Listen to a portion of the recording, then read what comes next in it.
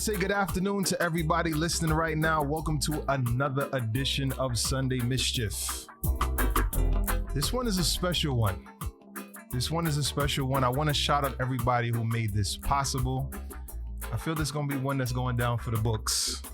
What you're seeing today and what we have right now is the Father's Day edition of Sunday Mischief, right?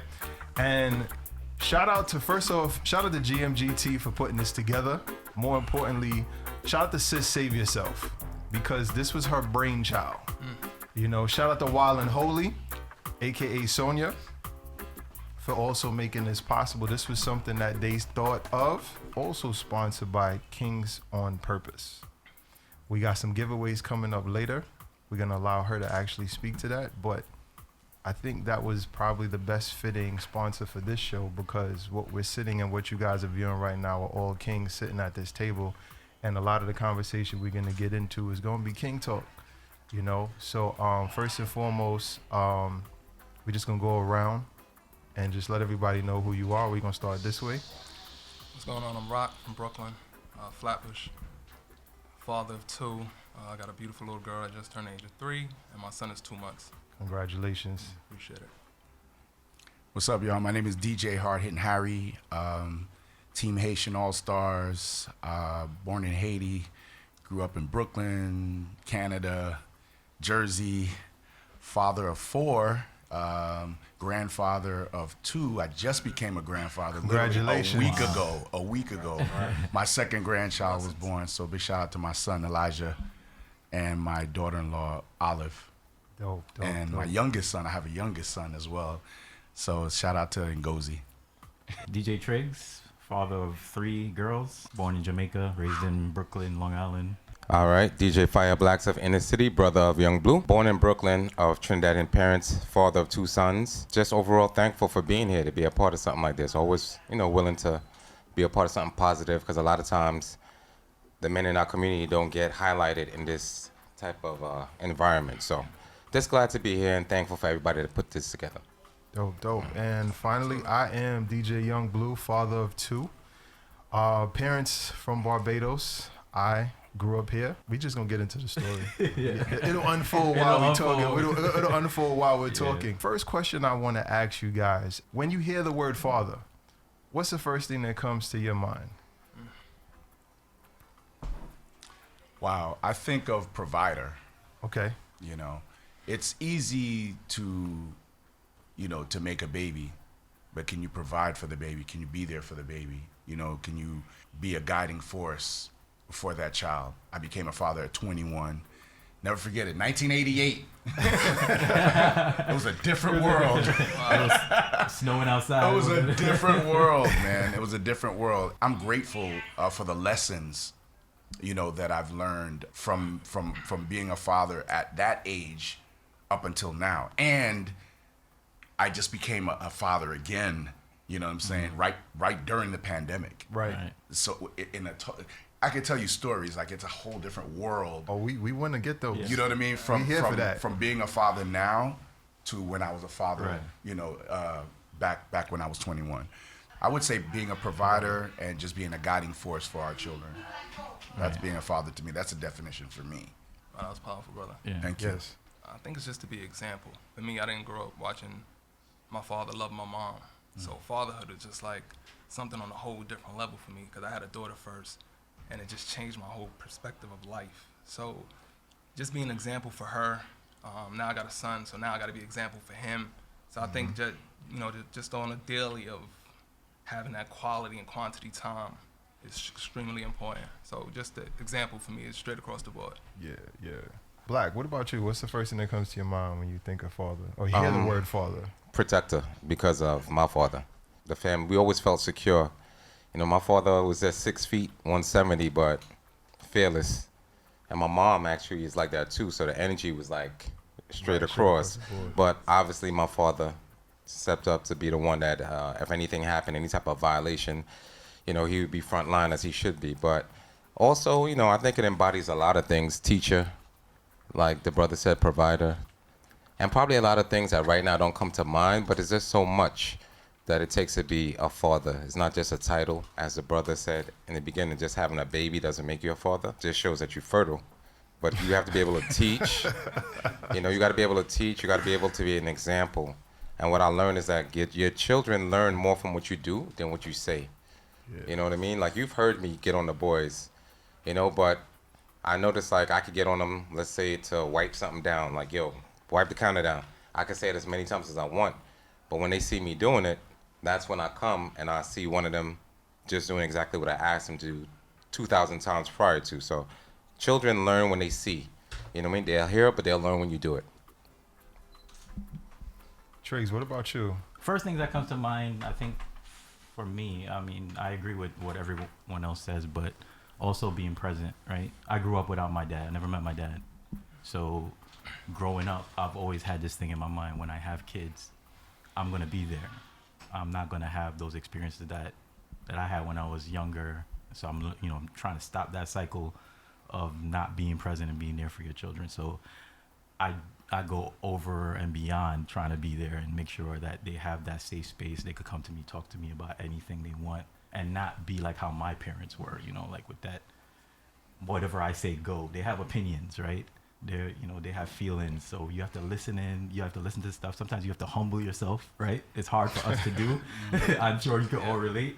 So yeah, just being there, being present, and just being fun and showing them that life is fun and everything doesn't have to be serious all the time. Take it easy. So that's my goal.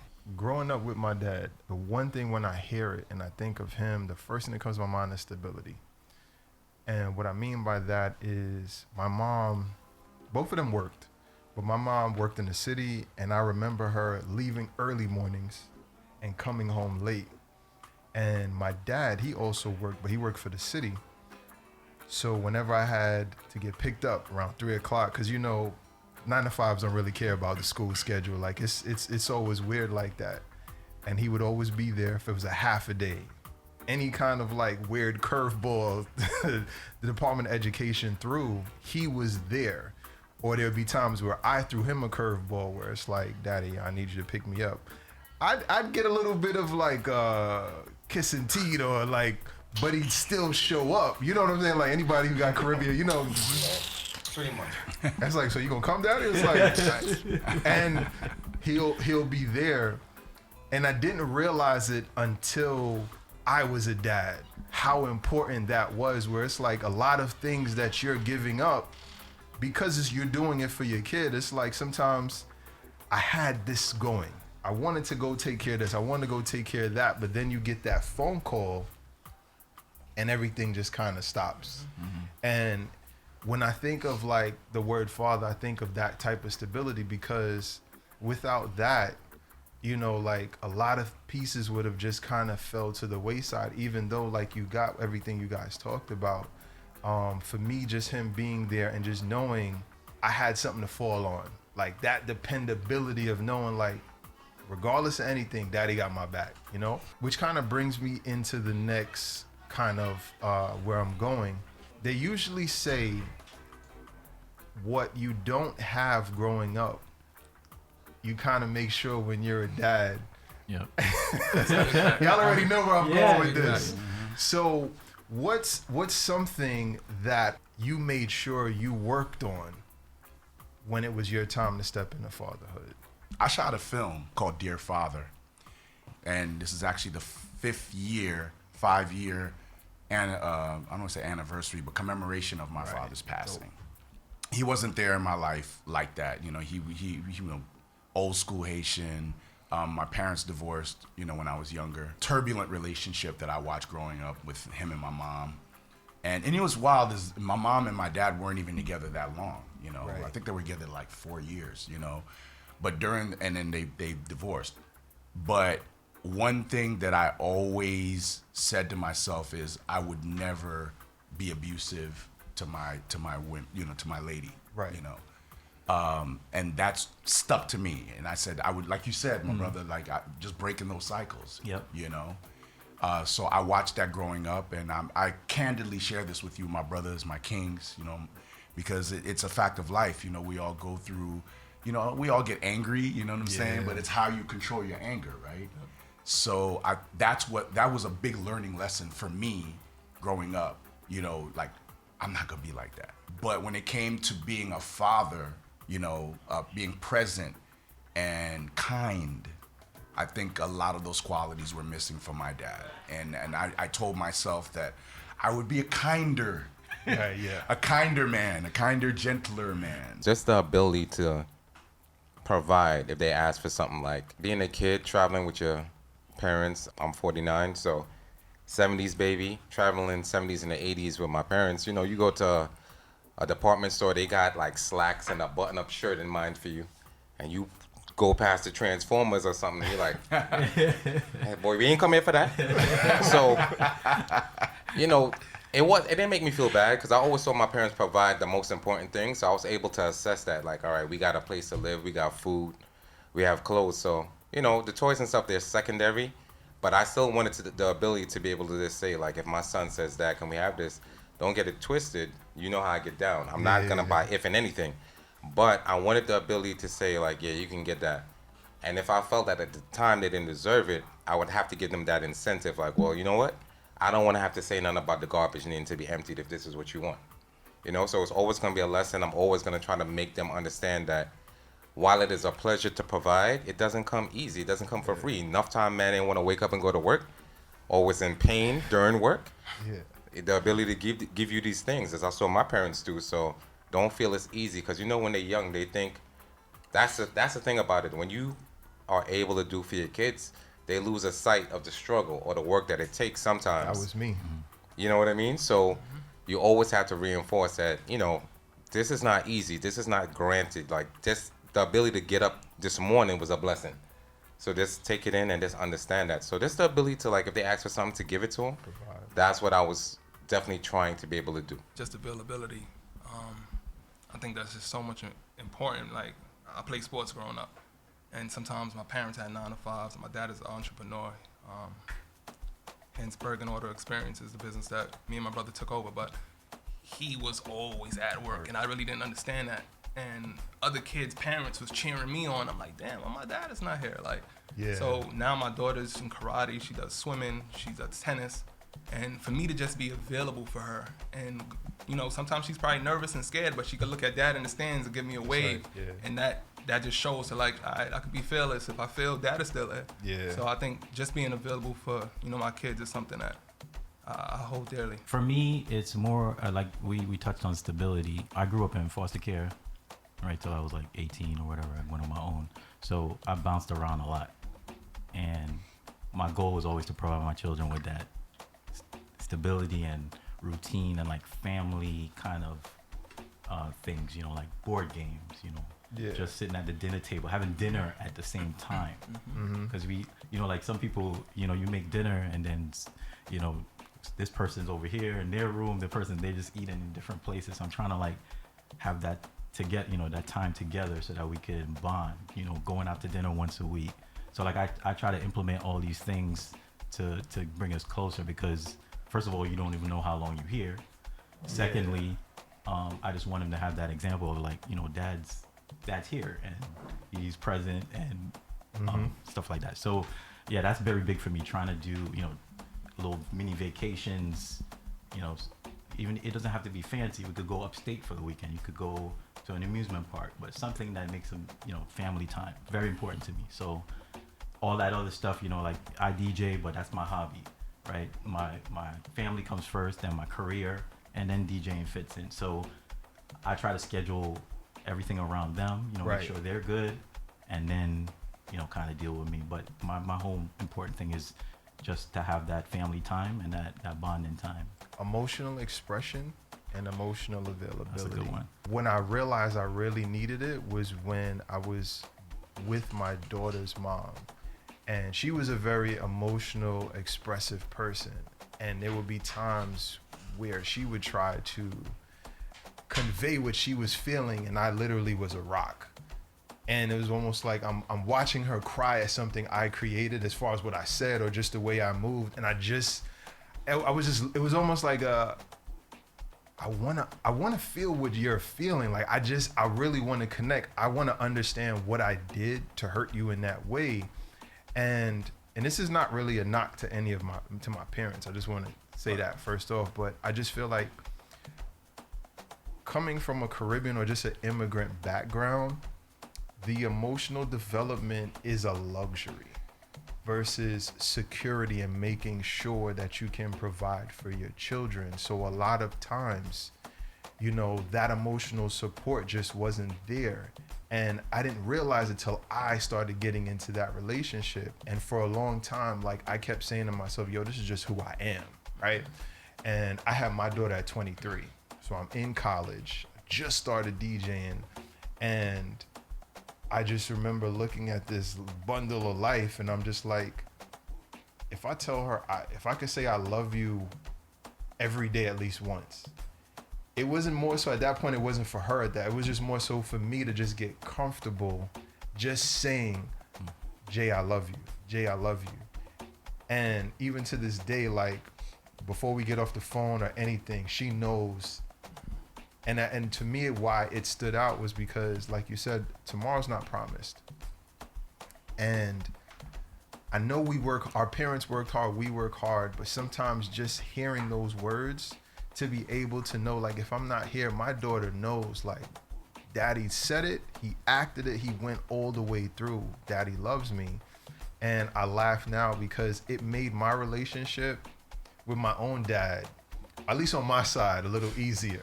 You know, like I remember, cause he knows he knows my dad, traditional Caribbean guy, yo, like super just kind of like a lot of right. So there'll be times where me and him might get away, and it'll be like, you know, Dad, I'm doing all of this to make sure that, you know, like you're proud of me, because at the end of the day, Daddy, I love you. And I could see the squirming of just kind of like, yo, I don't really know how to react to this right now, and it just kind of lets me know, like, all right, boom, I'm breaking that cycle in that way now, so that my kids, because I have a son now, he's 3 years old, and I just had swim cast with him earlier, so I'll pick him up, and then I'll kiss him on his head, and he'd be like, yo, get out of here, and I'm just like, you don't want daddy kiss you?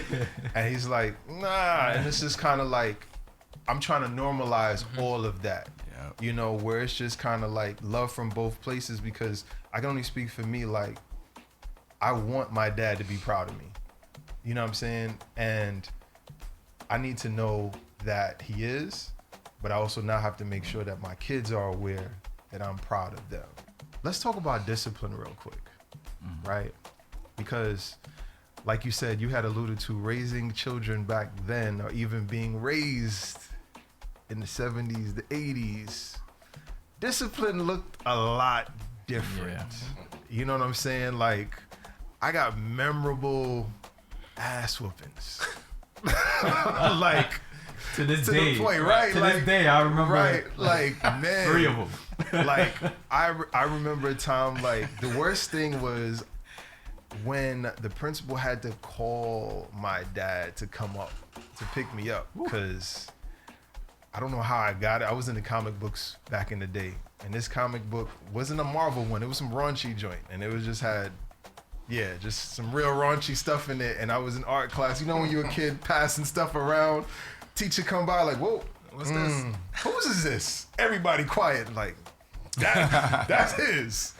So, and I remember getting that principal call, and it was like, yes, Mr. Clinton, this material contained X, Y, and Z. And you know when you're in trouble, you could kind of hear the response. He's not even talking. It's just deep breathing. So I get home, I run to the room, I throw on shorts, sweats. I'm wearing 3 layers of clothes, because in my mind, I'm like, yo, I'm getting it, but I just got to make sure I could just kind of like take shock absorbent. So I'm just like, it's like around this type of time too, like, and it's hot. So I'm just walking around the kitchen, it's chilling. 3 hours pass, no nothing. So I'm like, oh, I'm off. Go back in some Olas. Y'all remember Olas, like the college shorts, wife beater. Rookie move. No. So I thought it was sweet. I brushed by to go to the kitchen to grab some milk or Oreos. Yo, out of his pocket, the belt was coiled up. The belt was coiled up, like, Oh, man, wow, like, you know, and we could laugh at stuff like this now, but I don't know if we could get away with these things Definitely not. in this day and age now. I wouldn't try. So my question to you guys now is, what does your discipline look like today? Or does it match the same way how it was for you growing up? My discipline nowadays is a lot more like patience. It's not like when I grew up. I got my ass whooped. You know what I'm saying? For real. And, you know, Caribbean, like, of course, Caribbean parents, you know. On one hand, I understand, you know, nowadays, you know, you see like the kids that are out of control today, you know, wilding out. So I would say, you know, the parents that are in the kids' lives that are really stepping up and giving them the ass whoopings that they truly deserve, I can understand it, but legally, can you do it? No. My youngest, he's almost 2. You know, I'll give him a little tap if he does something. I call that but, pow. Yeah, a little pop, you know, because he's 2, you know what I'm saying? So he's trying to find the boundaries, you know what I'm saying? So, and my daughter just turned 21. So shout out to Mozzie Smozzie, my baby girl. I can count on my finger how many times I must have raised my hand to her, you know what I'm saying? It's almost like if I even tried to hit her or anything, she's so mortified. Right. You know, and you know, as a girl dad, you have 3 girls? Yeah, 3 girls. Woo, so it's more about like if they know you're disappointed in them, that's like the worst thing. That's the worst. I had him at 21, so he's older now. He's like in his 30s. Him and I got into it a couple of times, but he so appreciates it now. You know, he appreciates it now, you know, because he was wilding out, you know, back then. You know what I'm saying? He was doing things that, you know, he wasn't supposed to be doing. So I got in his ass, you know what I'm saying? Like I got into him. So that was pretty much, you know, my parenting disciplinary situations with my children. Black, you want to touch that? Because you want to talk about raising boys. I was about to say that life of, I'm so disappointed and that's all it takes. I don't know what that is. I know about that. Not with boys. Not with boys. Like, don't get it twisted. It'll be a little bit of that, but it's like I got to dig deep and show them how idiotic the action they did was. Like, yo, bro, did you ever think that if you did this and you did that, it would lead to that? Yeah. That's when you can see the look on their face like, damn. Yeah. But I can't just say, oh, I'm so disappointed. I don't get that luxury. Because they be like, yo, oh, that's it? And that's good. Yeah. But I came up half and half. Like my first son. You had to box your son, though? Of course. Yeah. Like my first son, my eldest son, yes. I just followed the blueprint that I had. How old is your eldest son? He's 21 now. Okay. So I just followed the blueprint like, yo, you get out of line, you get your ass whipped. Simple as that. No questions asked. So I gave it to him a couple of times, and he did not receive it well. So it worked well with him. But my youngest son is a cyborg, right? So when you whip him, some tears will come down during the transaction. As soon as you stop, the tears is done, and he's back to himself. Like, he used to run 50 miles per hour around the house, and I'm like, yo, this kid is gonna kill himself. When he was in a walker, when we had a dog, he jammed the dog in the corner and was ramming the dog. Thank goodness my dog's temperament, he was just like mortified, you know, but he was always been fearless and pain doesn't affect him. So that's how I learned that you cannot just hit for everything with discipline. It worked with the older one because he responded to, he don't like the way it feels. The other one is resilient, so you're gonna have to break up a chair on his back. And at that point, it's probably a little bit too much. So I just learned take away the PS. Take the PS away, take the iPhone away. And what he cannot stand is you can't go outside. So he would be like, but this is summertime. I'm supposed to be outside. You're supposed to listen. That's right. Yeah. You know, it's tough. Because you don't want to see, I remember what it felt like, but when they do something that pisses me off, I'm kind of patient. I'm not going to big myself up, but I give you a little bit of leeway. So when you finally cross the line, nah, bro, you gotta do that bid. For lack of a better expression, you have to do that now. You got to realize, because speaking of the word bid, I always tell them, like, if I let you go every time, when you go outside, the streets ain't giving you that leeway. That's right. Somebody going to put you in the ground, or somebody going to put you behind bars. That's right. So you learn here, and like Brother Harry said, my sons came, they was like, they're very appreciative because as they grow and they interact with different people, and possibly, the same discipline is not being given in that household, they see the differences. They was like, yo, Dad, I'm so glad that you and Mom didn't play because, yo, I was with my friend and they don't even do this before they eat, or they don't do this. So I'm like, I'm thankful. As the brother Harry just said, all I can do is thank the Most High that the message has been received. Yeah. To be honest, man, shout out to my wife. I know she's probably listening, Amanda. She's the one who handles the discipline in the household. So I'm kind of like that safe space. Okay. Like, if you're going to be frank about everything, that was a huge challenge for us. Like, because her parents, her background was like, yo, why you not hitting this girl? Like, she's out of control. And me, I'm like, let's sit her down, let her emotions, let her talk to us. How did you guys manage that? It was work. Because grandparents' pressure is a different kind of pressure, especially. Different. Man. Brother, different. When I tell you different, it was a real rough patch in our relationship. I'm not even going to be honest. So once we, overcame that and understand, like, yo, this is the household we trying to establish. I mean, if it works, great. If it doesn't, we did our best and we navigate through it. Yeah, so she handles the discipline. Now I'm getting more of the force. I just give my daughter a look and she's like, Daddy, how old is she? Who, my wife? Your daughter. Oh, my daughter's 3. She just turned 3. Okay, She just turned 3. So I'm still kind of navigating and growing with her because obviously it's going to be different stages as she get older. But right now I just give her a look and she's like, Daddy, all right, are you mad at me? And I'm like, come on. And we figure it out from there. But so far it's been challenging, but I'm pretty excited. Triggs, what about you? So it's definitely evolved from the first, right? Okay. My first was, I didn't have any problems at all. Like, wow. When I'd say, like, she's like, she doesn't get into trouble. She doesn't do anything wrong. She gets straight A's. She's 14 now. So I've never even raised my hand to her, right? But like I said, if she knows that, like, I'm disappointed or something, she's in shambles. Right? Now, the middle child is a little bit in between. I've gotten a couple of calls from school like, yo, she's on top of the table and she won't get down kind of thing, right? And I'm like, all right, so now I have to but I found now taking away things and privileges is a lot better than always going to that discipline. So at first I reacted that way because that's how I was brought up. Right. But I had to learn from that, and like after after 1 or 2 times, I'm like, I don't feel right. Like I feel, and I'm thinking to myself like, yo, you didn't like this stuff when you were growing up. Why are you doing it? But it's like your instant reaction because that's how you were so you got to make that conscious effort to change, right? And so I did that. Now my last child, she was put here to test me, right? Like she was put on this earth to push every button ever. She's the sweetest kid, but she has so much energy, right? And so much. And it took a while for me to realize, like, she just needs a different outlet, right? Get it out, So like she's not gonna be the kid to sit still. So I have to keep her busy, right? I have to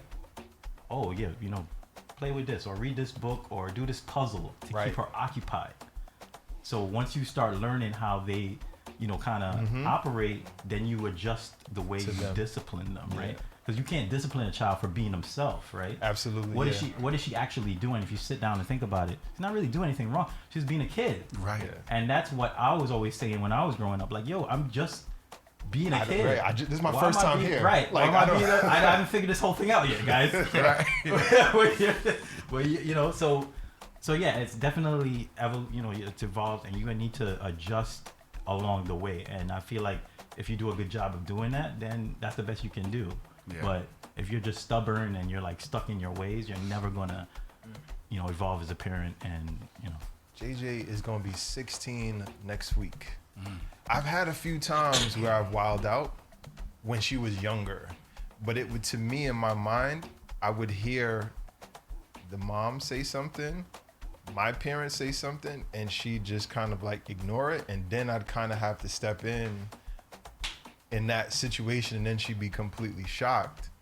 But then what I realized too was after that was done, I would have a conversation about it. So it wouldn't just kind of feel like it's just this big enforcer with no kind of conversation to say like, hey, we got here because you heard grandpa say this to you, right? Yes. Grandma says something to you, right? Mommy says something to you. Now we're here. This is how we got here. And having her understand that has really I can't even remember the last time I have like put hands on my daughter. and it's probably I'd probably say maybe a good 5-6 years. But I will say, I have kind of given the impression that something was coming. Yes.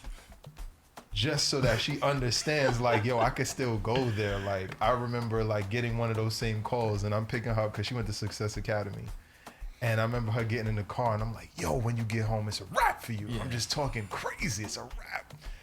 And in my mind, I had a long day. I'm like, there's no way I'm hitting her, yo. So I don't got nothing. So you're bluffing right this whole time? Whole time. Like, I'm looking at her in the rearview mirror like, yo, oh my God. Wait till we get by your mother. Wait till, oh my God, just wait. And her mother's like, Jason, what's up with you? Nah, I'm just tired. Just tired. So just, you know. Just when you go back in, just be like, yo, I talked to daddy and I calmed him down. He said, if you don't do this again, it's like I had to play the boogeyman in that role, and sometimes that's what we have to do in that. And now it's just more so because she's older now, and I tell her, like, you want responsibilities. Her thing now is, I want to go hang out with my friends. I want to go do this. I want to go do that. And I'm like, Jay, you're no longer a little girl. You're a young lady, so I have to now prepare you for what this world is expecting of you. And the thing I tell her now is there's 3 types of people. There's below average, there's average, and above average. Where do you want to be? Above average, daddy. So the efforts that you've put into this right now, your commitment, how would you describe that? Average, above average, or below? Below. So we got some stuff to work out then, right, JJ? But it has to start from young so that when she gets old enough, she can kind of see, like, whatever I put out, I'm going to get back. There's no kind of like somebody just come along and just drop greatness on me without me kind of putting in that kind of contribution. So that's just like how, to me, my discipline has evolved. And with the young one now, he definitely be getting pops. I don't know, maybe... I think raising boys is a little different than raising girls, yo. Yeah. It's only, I mean, I'm 3 years in now, bro. Like, because there are times I'm looking at him like, yo, I didn't go do this with Jay. Like, wait till he turns his shoulders to square up. Yo. Oh, yeah. Talk to us. I've been there. Like he's like, yo, come at me, bro. Come at me, bro. 21, right? Yeah, but he did that when he was 16. Now, you alluding to something, too, and maybe you guys could kind of talk to it. Like, I feel like for guys, when you get to like that high school era, there's that coming to age kind of, I don't know, like a warrior turns on where you got to push the limits to everything. It's called hormones, bro.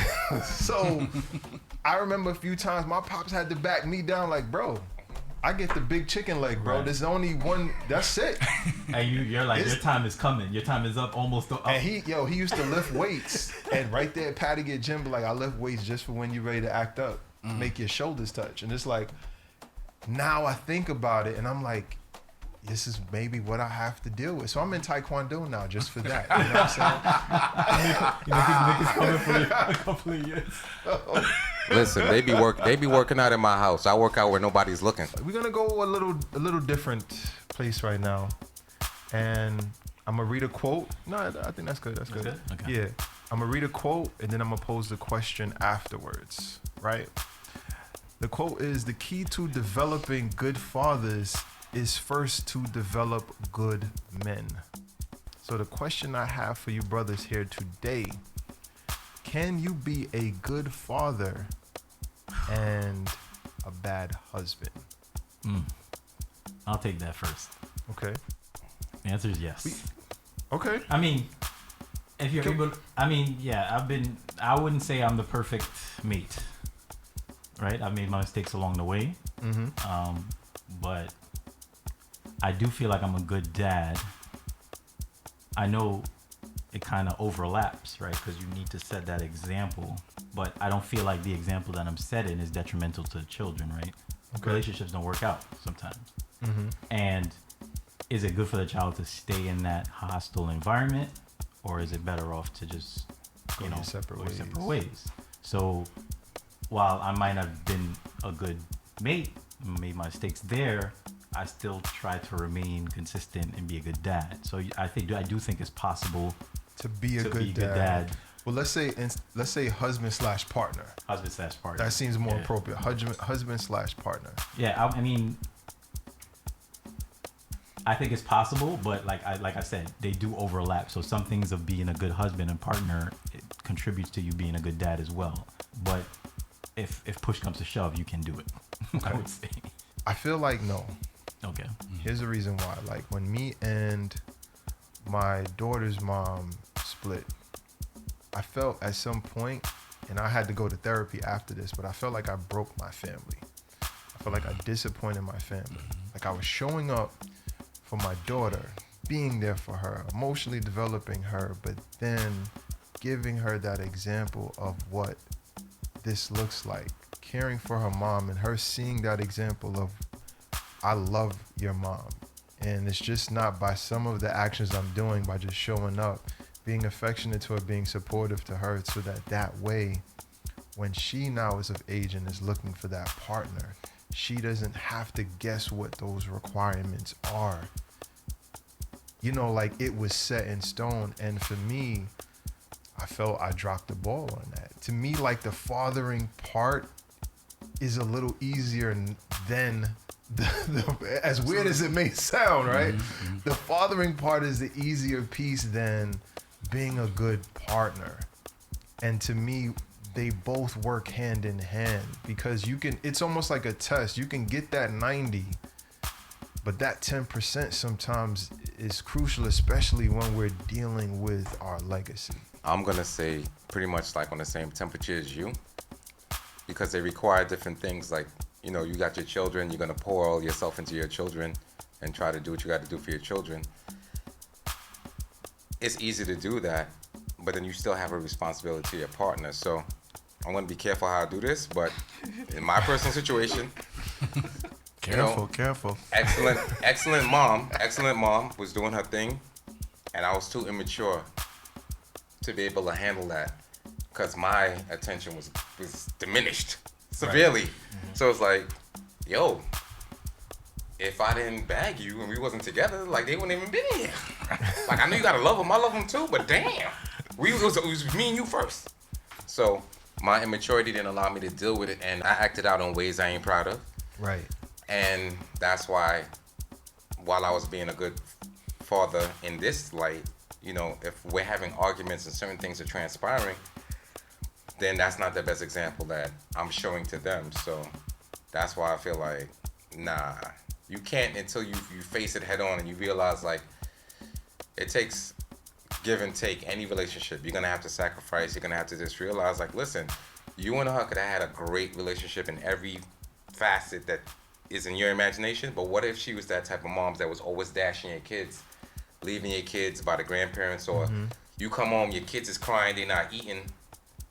What do you want? You rather have that great dating life that you had before and have your kids suffer, or come home to a family where your kids are happy, they're taken care of? And I see both sides. One of the things that sticks out for me is the dynamic between raising daughters and raising sons. You know, for them to watch how you deal with your significant other. Right. Yeah. You know what I'm saying? So I see both sides of the picture. You say no, you say yes. And I see both. It's kind of wild because I have both daughters and sons. My relationships with my significant others, and I love all my children's moms, you know what I'm saying? It's just, I notice that how I act and how I react, my children are watching. Right. And that's the best way that I can put it right now. It's like I have to figure out, okay, I know I'm gonna be a good father because I'm gonna pour myself into my children. But relationships can be, you know, up and down. You know, you go through things with your significant others. That's how relationships go. So how you handle it, the kids are watching. I'm still trying to figure it out. Right. Yeah. And that's the thing, right? To be honest with you, I'm still trying to figure it out. It's always learning, you know. your children will watch what's going on. Like, let's say a daughter, right? She'll watch how he interacts, and she might say, I don't want that for me. But in her subconscious, she's already programmed to accept that. And then she'll end up being with the same type of man that she said she didn't want to be with. It happens all the time. This topic is so loaded, man. Straight up. So We didn't say it was gonna be easy. I just think the love is different. You know what I'm saying? You can have a love for, obviously, your child, and we all adults. Some of our situations are different, but that intent, I think, is a huge key, because we really don't know what happens. I mean, through a relationship. I think Harry touched base on it. So I think you could be a great father and a terrible mate, just for the simple base of, love is actually different. Right. I want to dig further into that. I blame TV, where you kind of got like your Uncle Phil's. When you're coming of age and they sit down and kind of talk to you, explain to you, hey, when you get to this certain point, this is gonna be how you maneuver and navigate yourself with women.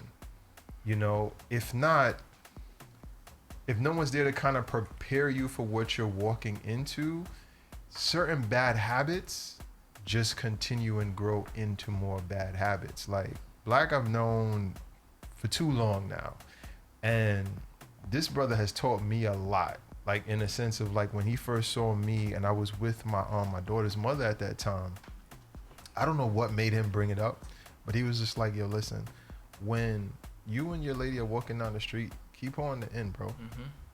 Keep her like just little small stuff like that. Like my dad didn't teach me, and I remember at one point I used to have like a little bit of bitterness to that. Like, yo, why did it take me meeting like brothers like y'all, or just hearing different things, when I'm like, yo, why didn't you pass this on? But then I kind of looked at our family dynamic.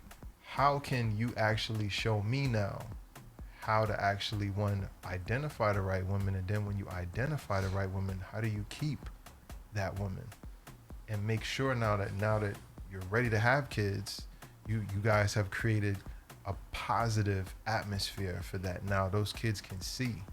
So, that's why I lean on the side of no, because it's just kind of like, you're right, it's loaded. Because how I love my lady is different than how I love my kids, but now I'm creating that blueprint. This is what love looks like. Right. You running in the kitchen, you grabbing on your woman and yeah, that's your mom, but this is my lady, bro. Understand it. You understand? Like, y'all gross. Y'all, you want the kids kind of saying that. See Black love. Right. And the only time I really saw that was on TV. You know what I'm saying? So going through relationships, it was just like, what does my love look like? Like it'd be times where you kind of end up in a relationship where it's like, yo, are we roommates? But then I had to kind of look at like my own dynamic. Like I remember growing up and I really wasn't sure, like, are my parents just living together? Like I don't necessarily see them interact like that. And it took like maybe going to a wedding and just kind of seeing them having that dance. And it's like, oh, wow, okay. They really do, they really do love each other. But outside of that, it would just kind of be, did you take care of this? Did you take care of that? Just kind of like a co-worker, teamwork, roommate. Yeah, right, business. And Harry alluded to it, the kids are watching. But then you kind of get there, like you said, the kids are there now. It's like, I don't know about y'all, but the kids sometimes take away a lot of the attention that you once had. Right. And speak on it. You find yourself in solitude and great reflection of like, so this is what life I found myself like? angry. Where do I fit in, right? Like, so after, I don't know if you want to transition here. But no, we just going just there. Because I remember my firstborn, right? And you just touched on that, right? Because it used to be all about you, right? Now the baby's here, all that attention is there, right? And you're helping out, right? I'm doing my best to help out, pitch in, but you start feeling like, yo, I'm the forgotten, right? I'm the keeper. Here. I'm the keeper right? of the kid. How did you guys navigate that? Because I started this. I had a hard time with that with my firstborn, right? Because just adjusting to not being the center of attention anymore. When you're 23, you're young, you're like rabbits. Yeah, let's be honest. Like, you know what I'm saying? And then all of a sudden, rabbits just turn into nothing. What you doing? It turns into what you doing Thursday around 8. What you doing Thursday?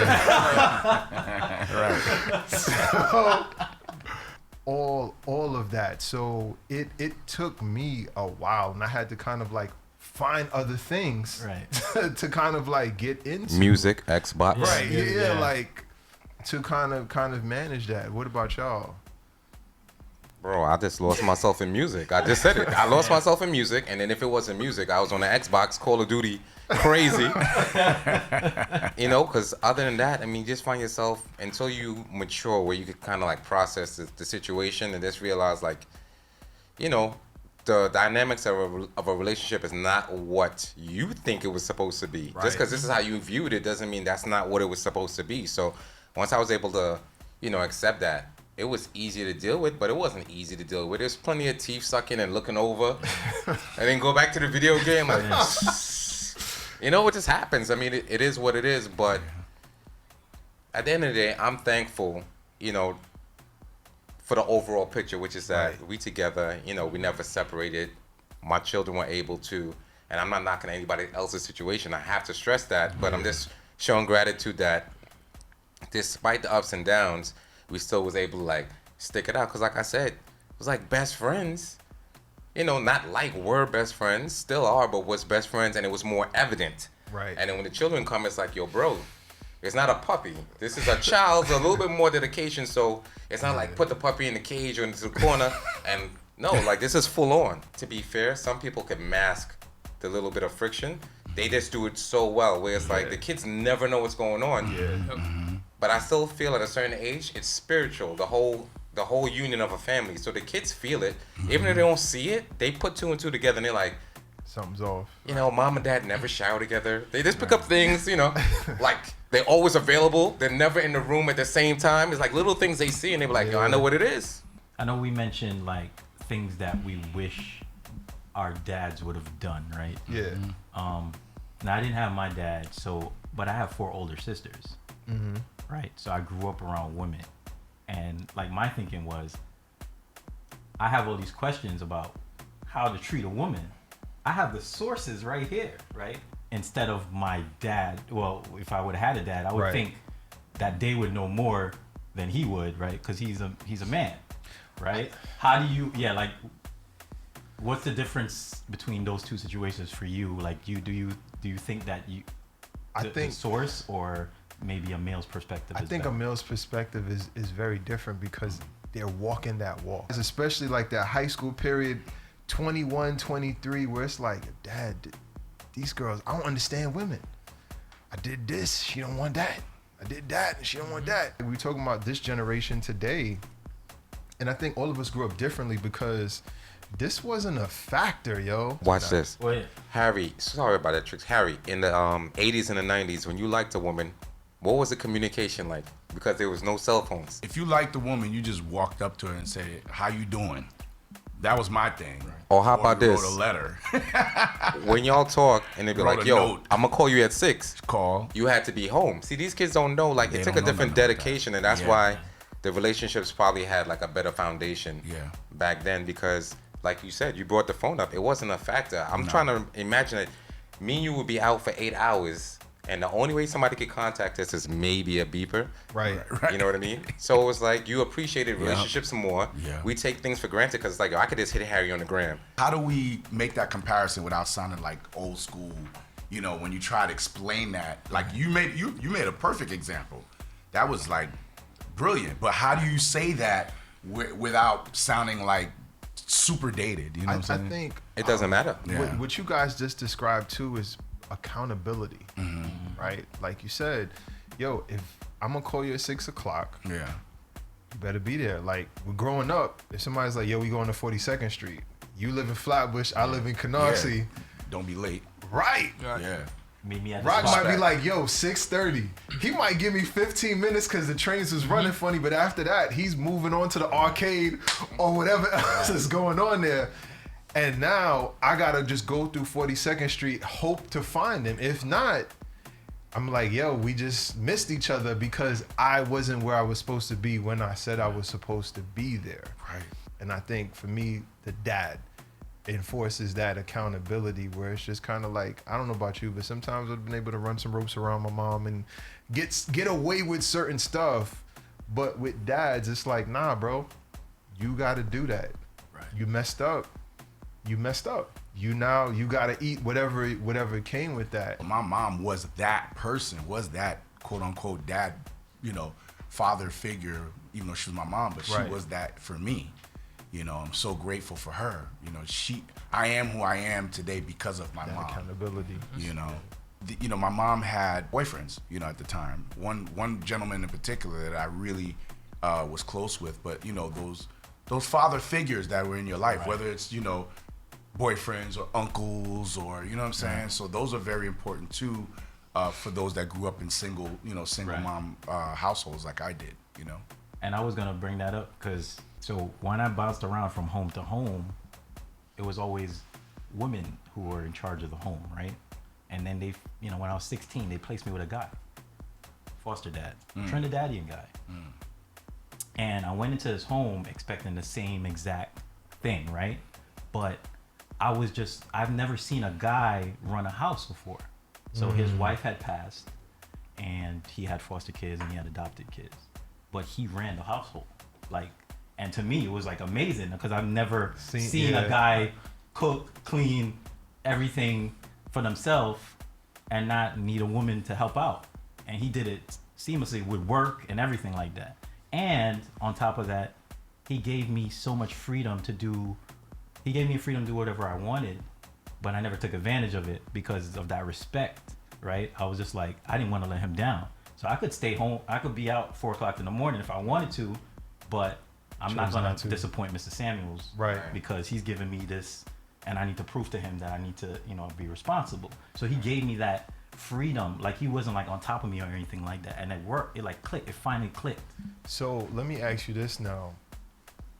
With you saying that, do you think Mr. Samuels' experience impacted how you moved with your family or just life before you had the girls? Right. Did you take any of like what you experienced? Definitely. And it was really, you know, my sisters too, when I was growing up, they kind of like raised me and my brother to be very independent, right? And be self-sufficient. But Mr. Samuel really inspired because it was just like, look at this guy, he's holding it down by himself and doing everything. And I know I could do it now because I have that example. And it just blew my mind to see that. Shout out to Mr. Samuel. I was checking out this podcast called The Pivot. They interviewed Shaq, right? And Shaq was saying that, and I don't know why it stood out to me, but he was like, with my boys, when they hit 18, they gotta leave. Oh, you remember, right? Yeah, you're right. They gotta leave, but the girls can stay for as long as they want. Wow. What do you guys think about? No. I don't understand it. I don't understand this shit. No. I could be paraphrasing, but what I got from it was, with guys, you need to trip up, fall, experience the world, and like Mr. Samuel, set up your world. And with the girls, I'm your dad. This world is safe until you find a Mr. Samuels or yourself that has their stuff put together. You can stay here.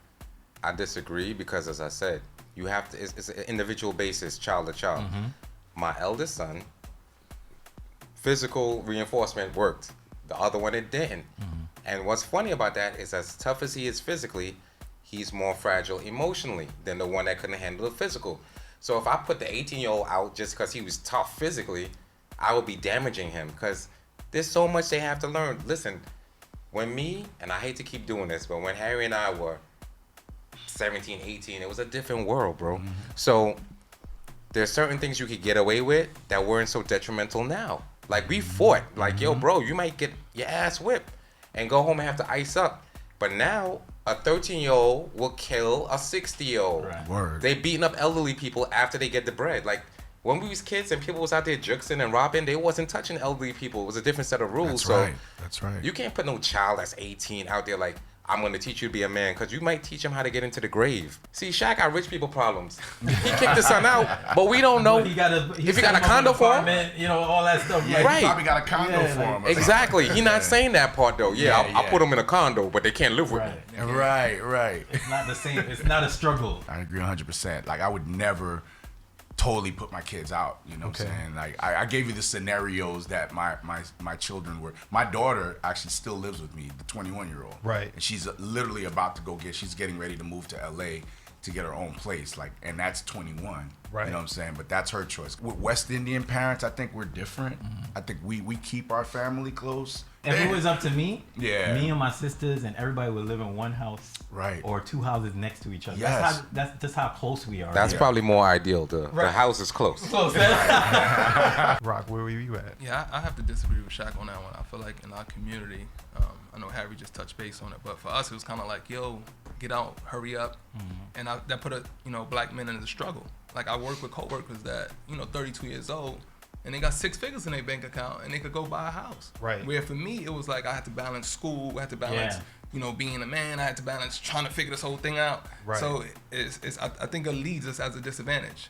Because like, how can we really put efforts into relationships and establishing certain things if we focus on getting the bag, right? Yeah. Because we got absolutely nothing. I think sometimes we glorify struggle. Like if you don't struggle to get your accomplishment, it's not valid, right? And sometimes I'm in a place now where I could be there for my girls, right? When they get 18, 19 and they want to live at home and go to school, I'm going to provide that, whether it's girl or a boy. I'm going to have to provide that space because I knew I needed that when I was trying to go to school and work a full-time. I'm working 9 to 5, going to school from 6 to 11 at night and then doing it all over the next day, right? I wish I could have just I wouldn't have to work. I could just focus on school. So if I could provide that for my girls, I'm going to do it.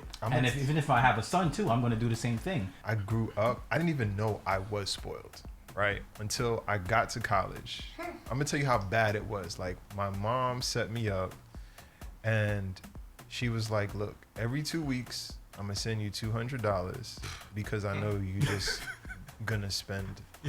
You're just gonna need something It gets better. to spend. I remember like, yo, Jordans, everything dropping, and then be an off cycle of when she's supposed to. I'm calling her, beefing with her, like, yo, where's the money at? like, what's up? Come on.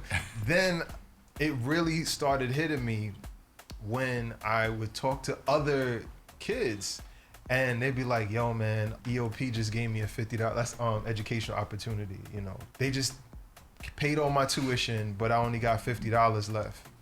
So I'm like, oh, okay, so you get it next week. It's like, no, bro, $50 for the semester. I'm like, yo, so what about your parents? They're like, nah, son, that's not you know what I mean? Like for them, it's like, it's not an option. It was so surreal. And it literally took me having to be pulled out of my like echo chamber to understand like, oh, everybody doesn't have their mother sending them $200 just because? Brother, you was blessed. Yeah, that's what I'm saying. He's blessed. You know what I'm saying? Like, Thank you.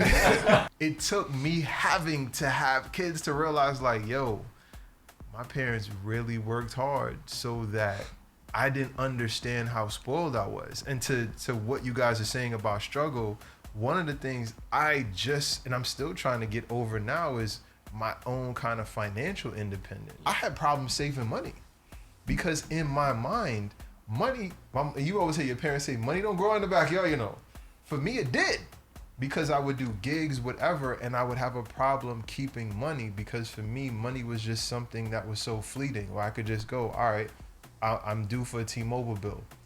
I just go do a gig, pay the T-Mobile bill, keep it rolling. And it was only until having kids, looking down the road now and realizing like, nah. But I look back on it like maybe if I had that struggle like what you were talking about, I didn't always have that silver spoon available, I might have went about a different way. My question to you guys now is like, to avoid me, you know what I'm saying? How do you find that balance? Or what do you think might be like early strategies to make sure now that they don't end up with some of the hard knocks I had to go through in my late 30s and stuff? So in college, shout out to my mom. She did the best she can, but she lost the apartment. So I'm going to Brooklyn College. I'm studying education to be a phys ed teacher. And at the time, my mom, she lost a spot. My whole family split up. So I was homeless. Legit, I slept in a 1991 Nissan Stanza. So for me, like just hearing your side and your story and what you went through, and it's just like, wow, that's kind of amazing. That's kind of the problems I would like to have my kids have. You know what I'm saying? Like I don't think that's a bad thing. Like I would like them to have those kind of struggles where, and then obviously the education come with it about financial literacy. I've been there, you know what I mean? Like the brother said, you know what I'm saying? I've seen that.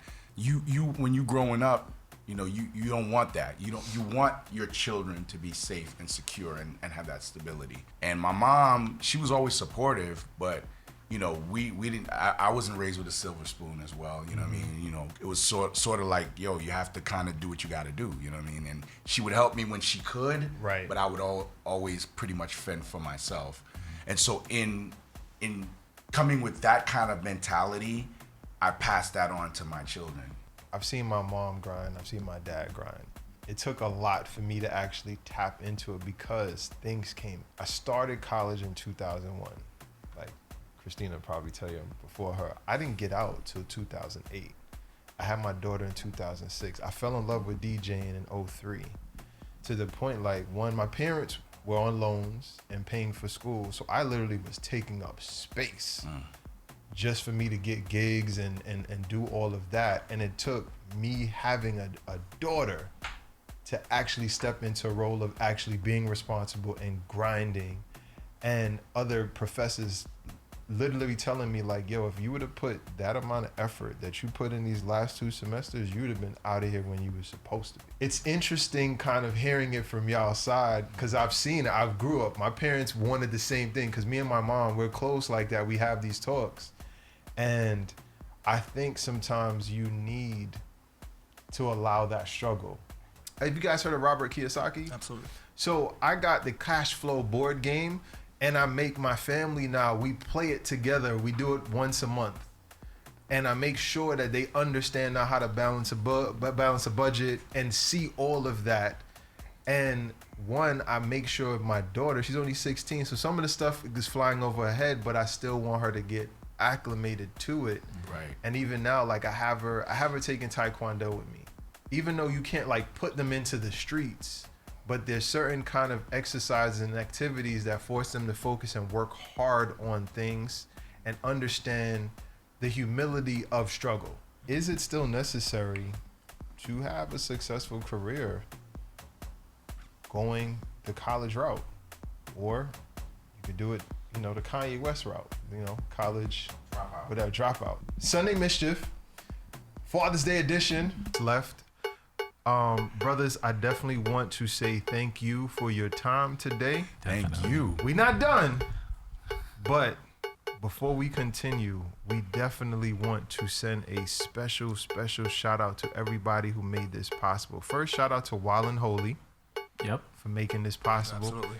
Also shout out to Sis Save Yourself. Sis Save Yourself. Yo, Yeah, big shout out to IX. She worked hard Yeah. to put this together. Thank you. She worked hard to put this together. So big shout out to Sis Save Yourself for She making was this on me. happening. Yeah.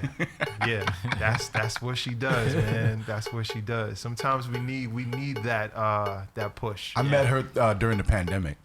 Oh, okay. You know, when I was streaming heavy on the pandemic. So I'm super grateful for her. Yeah. IX is black. Yes. Yeah. I've known Thank you. Ix since 2014. We worked together. We used to work together. Yeah. And she's where she needs to be, yo. Yep. Cause this is what she's good at. Absolutely, this is what she's good at. But more importantly, we also want to shout out who made this show possible by sponsoring this. Kings on Purpose. Yes. Thank you so much. Hello, I'm Martina, owner of Queens on Purpose and Kings on Purpose. And I was saying that I started Queens on Purpose just to create natural products for women and to empower them to love themselves naturally as God's masterpiece. Yes. And then during the pandemic, I decided to start Kings on Purpose because, men need love too. We sure And- do. Yeah. That deserves Thank a you. repeat. Yeah. Thank Men you. need love too. Yes. Appreciate you. And not only love, but products that are made with love and that are natural and that have a message attached to them that say that you're worthy, you're a king, I see you. So what do you have for us today? Yeah. Yes, I have this lovely gift basket. I don't know if you can see it, but for the winner of the giveaway, they will get a gift basket full of everything that I have to offer right now, which is the hair and beard oil, the hair and beard balm, African black soap, the body balm, and a branded t-shirt. And all of these products I literally make by hand myself at home. That's dope. So no bleaching cream in there. No bleaching cream in here. Fitzroy and crew. Ain't no bleaching in there. So if you win, you're not getting that. No, Okay. but if you have some discoloration, it'll help you, All but right, in a natural But not- way. not a natural I Yeah, don't with know if natural I don't know if stuff. they want to go there. Yeah. No, they need to go there because all that other stuff is just not good for you. And that's really a part of the message is like what you put on eventually goes in. Think about that with, what we eat, hopefully, but what we watch, where we go. But we don't often think about it as it pertains to like what we pick up at the drugstore. Absolutely. And we are prime marketing targets when it comes to skincare, when it comes Yep. to body care, especially So people true. of color. Speaking of bleaching, how you came out is gorgeous. How you were created is beautiful. It's a masterpiece. It was on purpose. And so everything here is made on purpose and to Intentional. remind you that you were made on purpose, with a purpose, for a purpose. So, yeah, love I'm that. big on purpose. I love that. So, I love it. yeah, so that's what's here. And thank you. I guess I'll go ahead and announce the winner now. Yes. So the winner of this purposeful basket is The one and only, the lovely Miss Zara Griffin. Hey! And I want to thank you for making this possible, sponsoring us for Yes. this today. How can people get your products? Yes. Great question. So my products are all sold on Etsy, and if you go to my Instagram page at Kings on Purpose and you click the link in the bio, it'll take you exactly to my Etsy shop, and you can shop for not only Kings on Purpose products but Queens on Purpose products. What made you totally decide to get into the Kings on Purpose brand for the men? I just felt when like did you realize there was a serious demand? Yeah, it was during the pandemic. I can't pinpoint like what or how, but I just realized that I was leaving out, a huge part of the population that I have love for. And that's my black men, that's my dad, that's my uncles, that's, I'm a teacher, so those are my students, and our future kings and our future, leaders. Yeah, and I just also was bombarded by a lot of negativity directed at y'all. Yeah. And I didn't want to be a part of that. I wanted to be a part of the other conversation to just like build up our kings, our men, because at the end of the day, we could all sit around and talk about like men are this and men are that, but what are we doing Right. other than perpetuating that negative narrative? So yeah. So I appreciate you creating the Kings stuff because, like, I'm always ranting when I go into like Dwayne Reed or like Walgreens. The first 4 aisles, nothing but female products, right? And then you go to get the men's stuff, like a body wash or something. It's like half open. Somebody already squirted it out. There's nothing for us, right? So now you got a space for us to come and get our things that we need for grooming and hygiene and stuff like that, which is great. I love it. Thank you very much. We're gonna continue on this path. So I got a question for y'all, grooming wise. Were you guys like self-taught, or somebody sat down and kind of showed you the whole like beard care and everything? I found out about that through YouTube. You know what I'm saying? I remember looking the late Kevin Samuels. He had a video that said things your father should have taught you. And he literally broke down a lot of stuff where it's just kind of like one of the soaps you should be using, multiple rags to take a shower with, like all these different things where it's just kind of like, I had to find out through YouTube University or brothers like my man Black or different folks, but it's like, yo, you have to take care of yourself in that way. So it's just like, how did you find out through trial and error, or somebody else may have had to put you on like, this is how you take care of yourself? Yeah, I mean, there was no YouTube when I grew up, so Right. it was definitely watching my the men around me. Definitely they were a huge influence. My uncles, Same here. Trial and error. Yeah. Trial and error. Yeah. Shout yeah, out to the yeah. T-liners. A lot of messed up hairline days. Yeah, barber. Yeah, definitely. Definitely the barber. But I met a lot of good black young brothers growing up like that kind of took me under their wing, right? Mm-hmm. So we had this conversation before where you bought that first suit, right? Yes. And you forget you need to cut that little thing in the back. I went to work. I'm over here rocking my jacket, and my boy calls me like, "Yo, you're supposed to cut that in the back, right?" Well, I had to learn. This is the way I had to learn about everything certain is things. just stuck together Yeah, like right. a sweater. Yeah. And you were talking about, you remember the little panel here? Yeah, my wearing polo. prom suit was Ralph Lauren. I was just like, you gotta take that. No, I didn't. You know how much my He mom's paid advertising for that this. whole Like thing. this is polo. Yeah, Yeah. so it definitely trial and error, or let's learn it from other people, who's older than you. Like they'll give you a little advice and stuff, but no one like actually sits down and say, "Hey, this is how you do stuff." Right. Well, the barber. Yeah, I think the the barbershop barbershop is the is a safe good space place. for all of us, right? Where we got to learn about grooming, Right. and also issues, Right. Relationships, politics. The barbershop is definitely that spot, man. It's funny you talk about the barbershop space. We're talking about fellowship. Like the question I have for you guys now, like, do you guys have a wolf pack? In a sense of when I say wolf pack, a bunch of brothers, either also fathers, that you can lean on when there are times where we're challenged on this fatherhood journey, or you just keep positive brothers around, because sometimes it's two different pockets you can have, or groups. But what do you guys have that?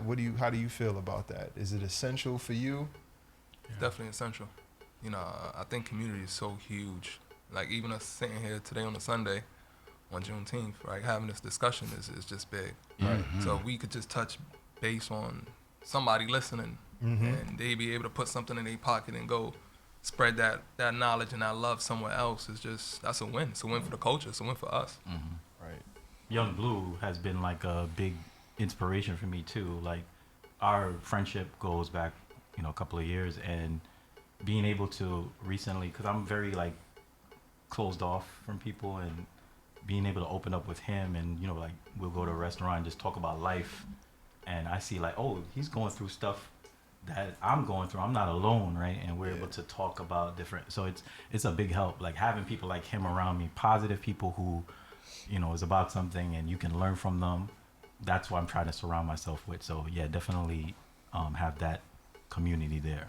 No, But I thank you appreciate for your that. friendship over the years. You're welcome. I appreciate yours as well. Like, I think secretly what I wanted just to pull from this was to hear different experiences from what each of you guys go through, so that I can put some in my pocket and walk with it to sharpen myself. Because I believe that my mantra is iron sharpens iron, right?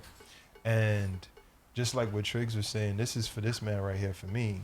You know what I mean? Where I've known Black for a very long time, and just like we were talking off air about the gems, I mean, just holding out the chair for your lady, keep making sure she's walking on the inside. And one that he had stressed to me, and we talked about this I think last week, and to me why it resonates a whole lot more, this might be a little bit controversial for some guys listening, but if you are a single man, please date single women. The destruction of our community is men dating women that are in relationships already. And I remember when we first met, and that was one of the gems he first dropped on me, but it wasn't from a community standpoint. He broke it down to me, and we literally just talk about this too, where it's just like, you got to remember, when you play in those type of games, a man will forgive his woman quicker than he will forgive that man. And that may result in you being in the grave. And if you're not ready to even take on those type of circumstances, you need to just leave that alone. And it's just kind of like, and as I got older and more mature, I realized yo, that is probably one of the most outstanding gems he passed on to me, where it's just kind of like, yo, you know, yes, we single men like to date, and sometimes we find ourselves coming to age, and you know, the ladies are giving us a certain type of affection and attention. Now it's up to you now to raise your own character, right? Do not just leave the onus completely on that woman. You have to be accountable for your own circumstances and your own livelihood. And this is not a knock to anybody listening, but it's just something to consider, you know, especially if you are a father. Like, it's no longer just about you. It's about protecting those who look up to you and expect things from you as well. So, you know, like, that to me is the power of a wolf pack, Yeah, you know? that's what's up. So what about you, Harry? I do have a team of brothers. It's my team, Haitian All Stars. You know what I'm saying? My brothers. It's about 10 of us, you know, and at some point we all get a chance to kind of vibe. We have a group chat. You know, we have a group chat. We have a WhatsApp chat. So we share all kinds of different things. It's very important to have that wolf pack. To add to that, you could have the team too, but you want a team around you that holds you accountable. Hold as you well, accountable. Oh, yes. So, Absolutely. Absolutely. Surrounding yeah. yourself with yes men doesn't help improve in any way, right? So Yeah. I like when my friends can say, yo, you're bugging out right now. That was whack. That was whack what you did. Like, Yeah. you need to reassess Yeah. that whole situation. For sure. And, you know, as long as they do it in the right way, you know, like where it's not like, so I want to surround myself with people like that who could be like, yo, Triggs, you're messing up. Right. You know, this is how I would do it, or, you know. I want to big up Blue because he's paid me a couple compliments and I haven't had the pleasure to do the same for him. Like, he also taught me. I know, bro, but give credit where it's due. He also taught me a lot because his perspective is different, of course, and something that no one knows that my son and him have the same birthday. So when I would have certain things that I was going through, he would explain to me the thought process that how he did things and when he was a kid. And one of the gems he gave me was, yeah, I would let my mother talk and then wait for her to leave. And I was like, so this is what he does. He basically waiting for me to finish my rant so I could get out the room. So he didn't help my son necessarily, but he helped me. Thank you. And like, he always just forces me to look at things from a different perspective. I might feel like I got a firm grasp on a topic, and he'd be like, you're black, but what about this? And it really helped me out a lot from my personal relationship to raising my marriage, to raising my sons, to just dealing with other brothers. Because, you know, maybe Harry might do something, and after we leave here, I'd be like, yo, I didn't like what Harry did. He'd be like, yo, bro, but considering where he came from, he's not going to think like that. So he really helped me grow to a different person that, you know, I didn't even know was possible. So I got to give him props too. But I want to give props to Rock. I'm listening to his story. I want to give props to Harry. Thank you. I want to give props to Triggs. I All want you to guys, man. big up This is Martina for fantastic. being the beautiful queen she is. Absolutely, for real. And for creating a platform and a product, you know, for our brothers and sisters to, like she said, to give themselves some real organic self-care. It's impressive that the ingredients are natural, but to me, what's more impressive is the spirit behind it. The fact that she wants the community to be able to have a safe space for their skin. You know, they say black don't crack, but you got to take care of yourself. take care of your skin. But I would always rather stay within the community and always, like, you know, one hand wash the other. Because if you got a restaurant, I'm eating at your restaurant. Yeah. If he's real estate, I'm a cop a crib from him. And we should just all do it how we did it before, a.k.a. Black Wall Street. Right. We saw how that ended, but right. we shouldn't let it deter us. Like, you got to keep fighting. Right. And at the end of the day, love your own community. So I really want to, you know, big up Martina. I love what she's doing over there. Absolutely, absolutely. So the next question I have for you guys, shout out to Wild and Holy. This was her suggestion. But do you guys get bothered when you may look on social media and you see someone say, I'm mom and dad? So he wasn't around, so I was my child's father. So it's happy Father's Day to me. Does that bother you guys, or it's just kind of like, yo, it is what it is at this point? I don't really get bothered. It's just like, it is what it is, because it's not my situation. I don't know that woman's struggle. I'm not trying to hurt anybody, but she can never be a father. She's going to do the best she can. And I got to give a salute to any woman that's in that situation and doesn't fall down in self-pity. She does what she has to do. So big up to the women that get through that situation successfully, but you're not a dad. Like I know dudes that they raise their kids by themselves and they're not mothers. And that right, and I think that's where I was gonna go. Like you don't necessarily see like a guy on Mother's Day. Yo, I'm doing it. it's my day too, all right? Right. I think that's because men, you know, the masculinity. So men don't want to do that. Men don't want to. They don't want to own up to that. You know what I mean? But yeah. I agree 100%. Only a man could teach a boy how to be a man. Yeah. You know, and salute to the women that are out there really raising, you know, the single moms anyway, that are doing a great job and that are there for their children in the absence of the dads. Where you at, Rod? I agree with you guys are saying, man. I think it's so much to unlayer though. The black family been kind of destroyed for years, right? Before we was kind of real powerful back in the days. You know, you mentioned Black Wall Street, but and like I know guys that want to be in their kids' lives. If we could just kind of make that turn around the corner real quick. Right. So for me to kind of see that and it's just like everybody's situation is different. It's very touchy. Shout out to all the mothers that, you know, really going through it. But let the men be a part if they want to be. I think that's also a different, you know, topic that we need to discuss. Yeah, for sure. A lot of people use the kids like a weapon. Yeah. Right. You know? Yeah, it's like a pawn in a game. Like you can't do that. It's, you know, you need to think about the kid's best interest, right? And the best interest is to have a relationship with both parents. It depends on the situation. Like, you know, obviously if there's some kind of danger or something in there, then you don't do that. But what's very interesting and even more ironic, I had this conversation with my daughter. Sis Save Yourself had called me, I think it was like 2-3 weeks ago, to kind of prep for this, right? And I had on the car phone, we were talking about this, and then she had asked me, like, you know, what does fatherhood mean to you? And I kind of looked at Jay and I'm like, I don't know. I'm like, it's just something I was doing for so long. And then I'm like, I grew up with a dad. He grew up with his dad. So I'm like, to me, it was just more like a rite of passage. So me and my daughter are talking about fatherhood while I think we was going to see Doctor Strange. Yeah, it was riding there. And she said, you know, Daddy, one of the things that I didn't realize, I have friends that don't like their parents. Mm-hmm. Like they don't get along with their parents at all. And I'm like, well, why is that? And she was like, sometimes they hear the stories from one parent about the other. So they now treat them different. And I'm like, well, I usually, me and her can have like mature conversations. So instead of me just like jumping, I'm like, what do you think about that, Jay? And she was like, well, it's not fair because one, you're only hearing one person's narrative.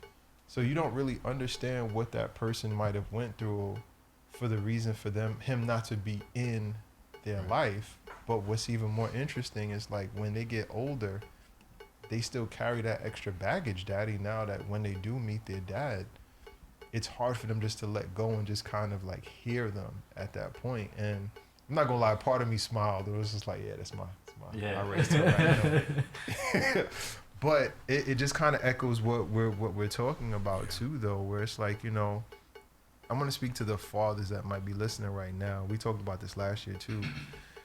Sometimes it's a scary thing to know that you may not have been in the picture in the very beginning because of whatever happened. And there's that fear of,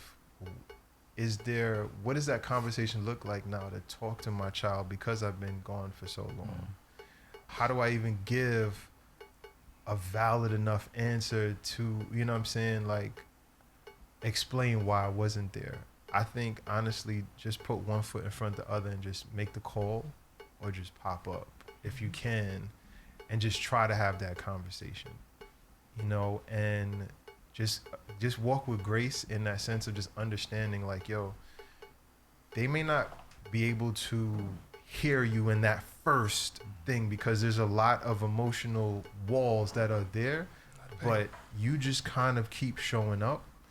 And I guarantee you, I promise you, it will pay off because stability and just having somebody knowing that they're going to keep showing up for you, regardless of who you are that day, it means a lot. Well, I think the general thing is it's probably never too late. Yes, right. It's not. To try to reestablish that relationship, right? Like, because most of the time kids, they just want the effort, right? Like you show the effort. It's never too late. It's going to be uncomfortable. We have a hard time swallowing our pride sometimes, right? And the shame, guilt is a big thing as well, right? You're so guilty about the wrongs that you've done, you can't concentrate on making it right because you're just thinking about the negative. Right. But if you think about, okay, let's draw a line in the sand, and I'm going to try from this day forward. Eventually, it might be uncomfortable at first. You're going to get some blowback, right? Yeah. But you keep trying, eventually it'll work out. So that's my advice there. I think, but to bring it all the way back around, that's the importance of a wolf pack. Right. Like imagine if I'm that father in that situation where I've been absent for some time. If I have some solid brothers around me, and I'm taking, because that's going to be a very, like you said, a lot of challenging conversations. If I know I can call some of my brothers like, yo, bro, I don't know if I could do this because the venom, it's well deserved, but it's venom, bro. And she's taking this mirror and just putting it in my face. And you need that wolf pack to kind of like talk you off that ledge, say, bro, you're doing the right thing. It may not look like it right now, but trust me, bro, I can't tell you the timeline, but if you stay consistent with this, I promise you, bro, it will make a difference. So, you know, that's for me, like why I wanted to do something like this, and just speaking on the wolf pack and like what it means, you know? Yeah, this was necessary. I feel like if more of us brothers had more town halls, you know, discussions like this, it would bring forth more understanding on all levels, not just for us brothers, but also for the women to be the fly on the wall and say, okay. Right.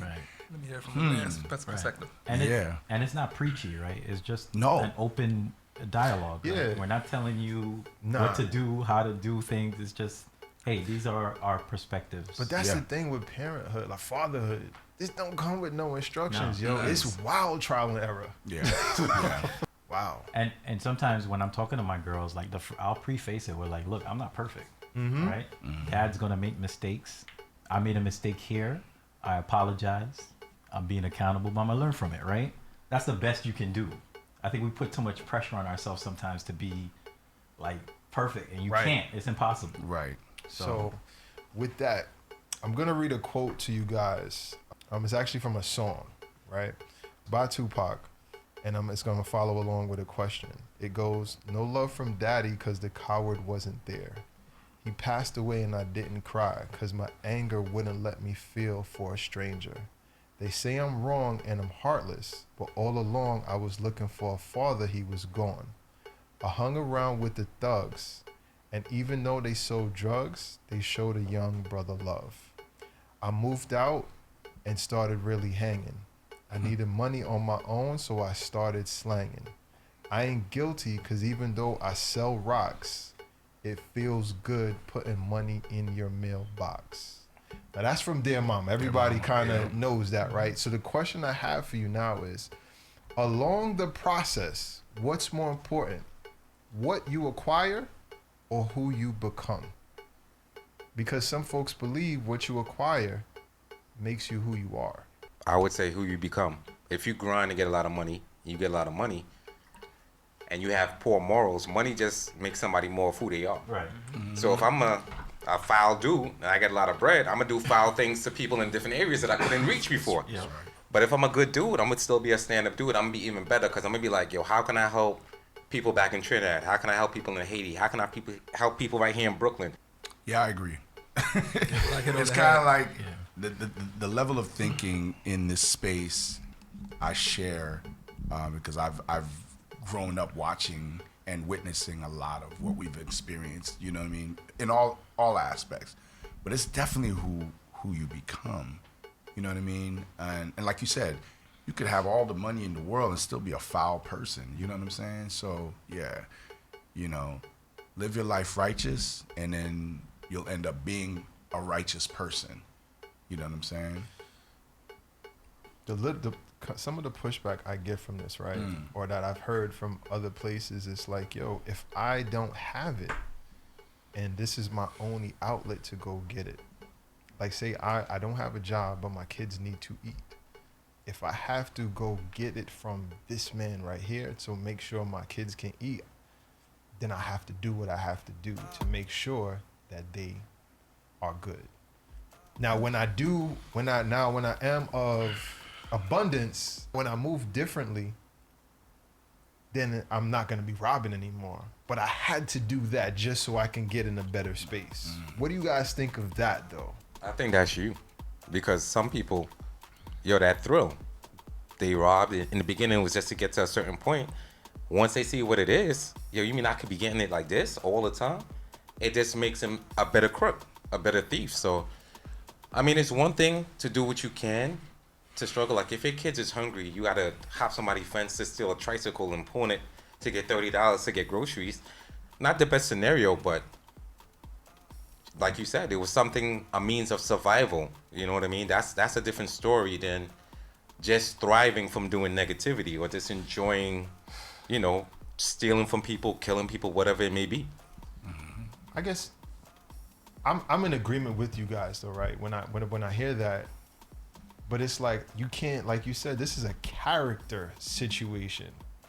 So I can't turn a blind eye to say if you were willing to jump over my fence, take little Nick's tricycle, who's to say when you get on another platform, you won't do something just on that level a bit more egregious. You know what I'm saying? So I don't identify with that. I do agree with you that it's more about the journey versus the end goal or the trophy or some kind of accolade that's attached to it.